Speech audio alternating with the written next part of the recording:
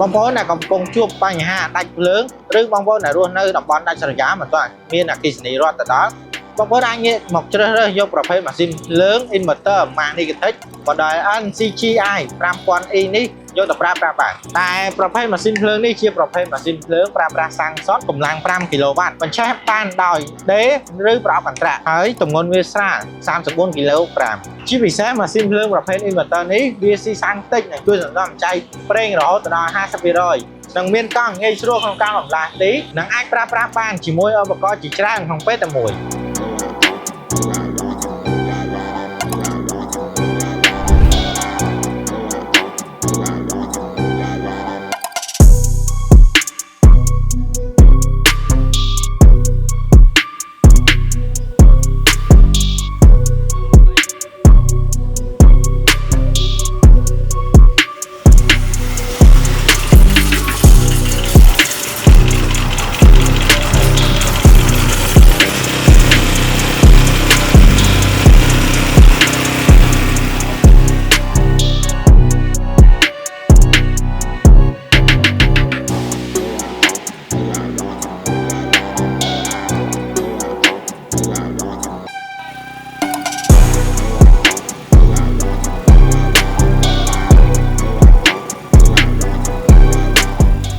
ប្រើប្រាស់បានជាមួយនឹងប៉ុសផ្សារកម្លាំង200 ampere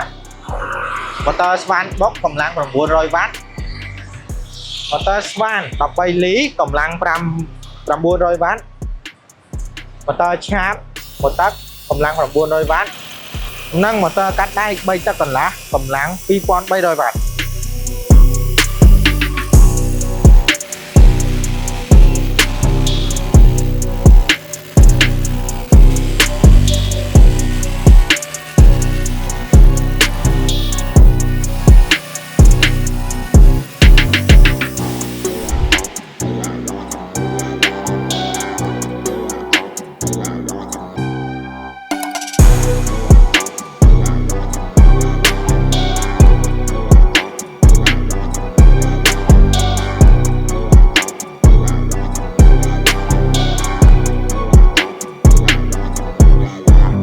ផលនេះក៏ថិចយើងក៏មានបន្ថែមទៅលើការធានារយៈពេល6ខែនិង1ឆ្នាំទៅលើគ្រឿងបន្លាស់ទៅតាមប្រភេទផលិតផលនីមួយៗ